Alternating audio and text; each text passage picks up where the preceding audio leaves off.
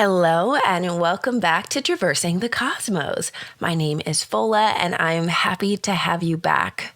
Thank you so much to every single listener. Know that you are appreciated and welcomed in this space. Today, I'm going to go over the astrological energies taking place the week of April 29th.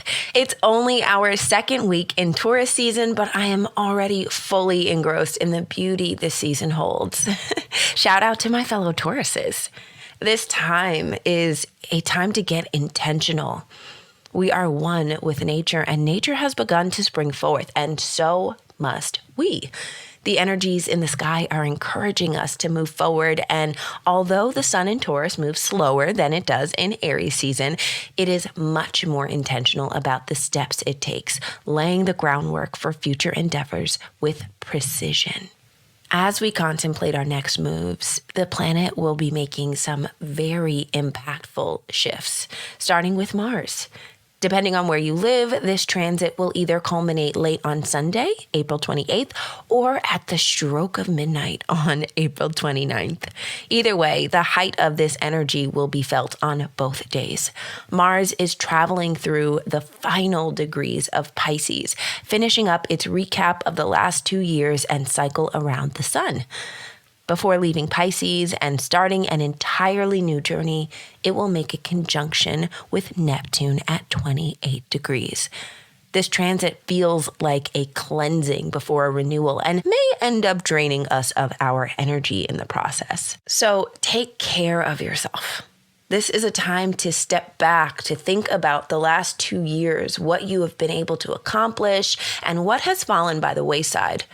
It is a time to think about the things that you still wish to put your energy into and what you want to withdraw from. Mars is where your action and drive come from, and there's an inventory being taken at this penultimate degree. A performance review is being self-administered, and Neptune is asking you to surrender to the truth of your spirit and review your progress honestly. The last Mars cycle began on May 25th, 2022. What have you been working towards since then? What have you been passionate about? How much forward movement have you made? How do you expend your energy? What needs to change? Is there something that you've been holding on to that is impeding your momentum? Is there anything you've been meaning to focus on that has been pushed to the back burner of your awareness?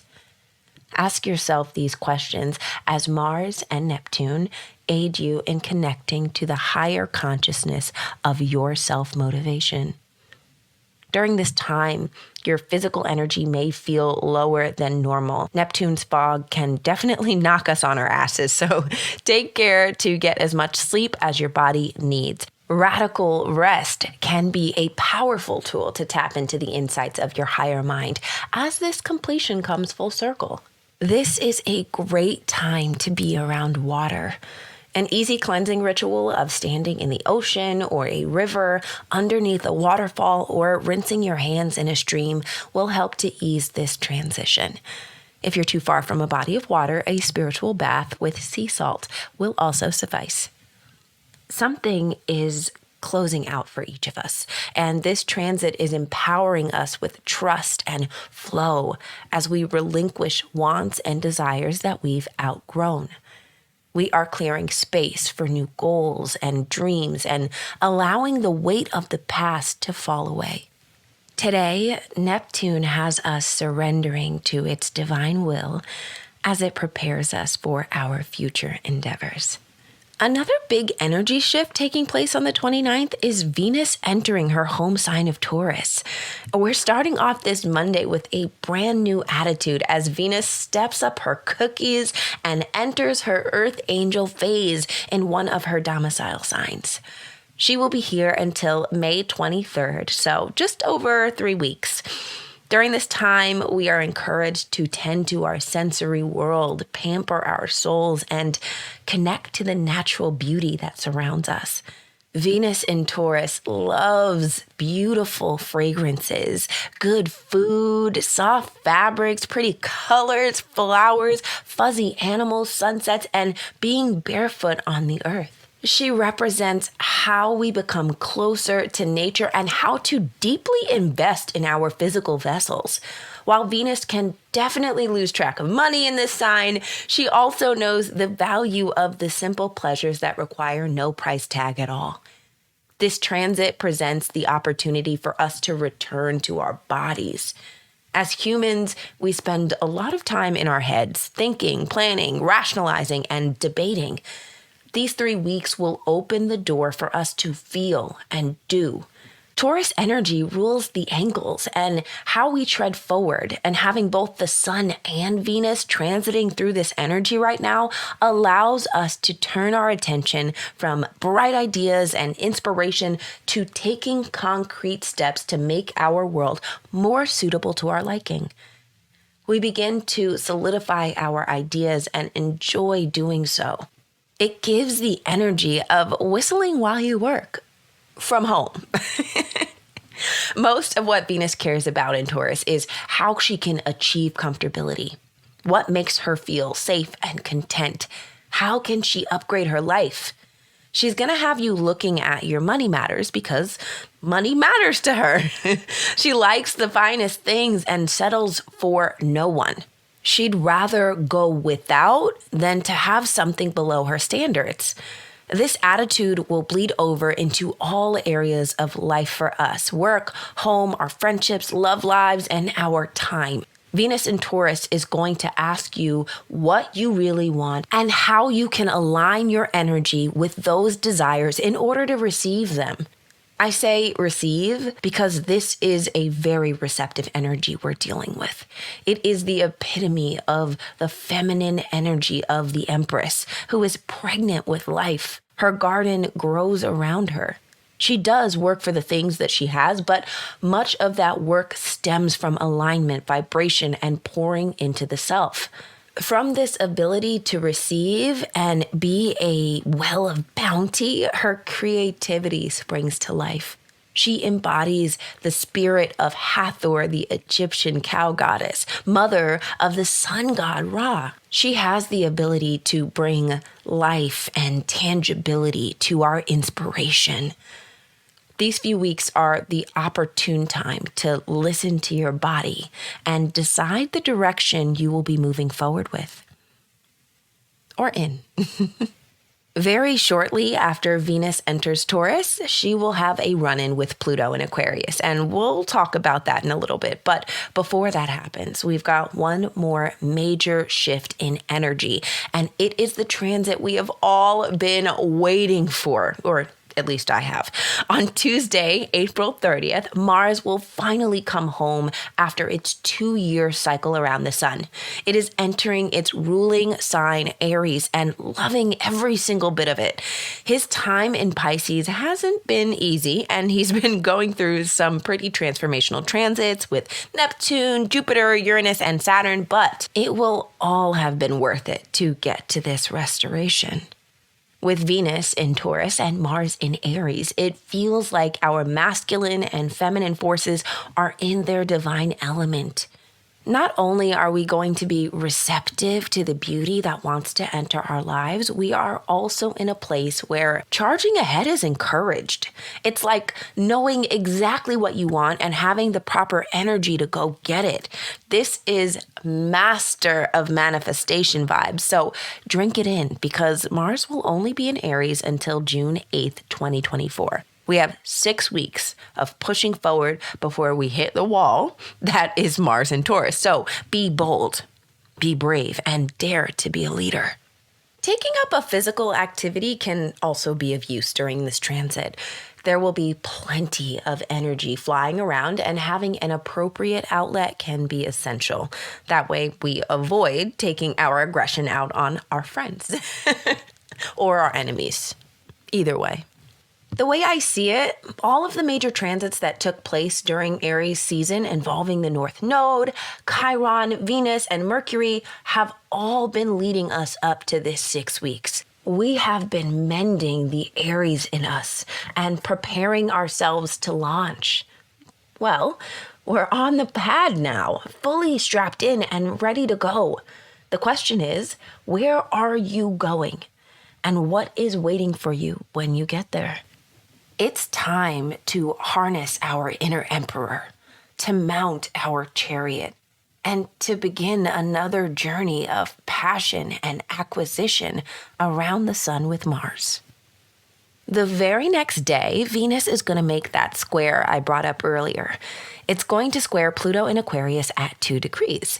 Pluto has been stirring up a lot of trouble at this degree point. It's been slowing down, preparing itself to station retrograde, and making points of contact that will come into play after this retrograde and the shadow period is complete. The next time Pluto will be at 2 degrees of Aquarius will be in January and February of 2025. And the activity it has been engaging in for the past 2 months will come full circle then. And, not to toot my horn, but we will be talking about it then. We will talk about it next year, and this podcast will still be going. But until then, let's discuss this square, shall we? When planets come into contact with each other, there is either a mutual interest or a power struggle, and this square is indicative of the latter. Pluto is pulling rank on sweet little Venus in Taurus, and it may feel like a sharp scolding or like reaching for something and getting your hand slapped away. Pluto is forcing Venus to get rid of something. That something may look like a shopping habit, a food addiction, a stubborn point of view, or general lethargy and unsupported habitual tendencies. Pluto is slapping our hands and telling us we're just gonna have to get over it. In truth, whatever Pluto wants from us is usually in our best interest. Pluto is here to bring us closer to our personal power. So when it singles something out in our world as an issue, it's because we will be better and stronger without it. That is Pluto's aim.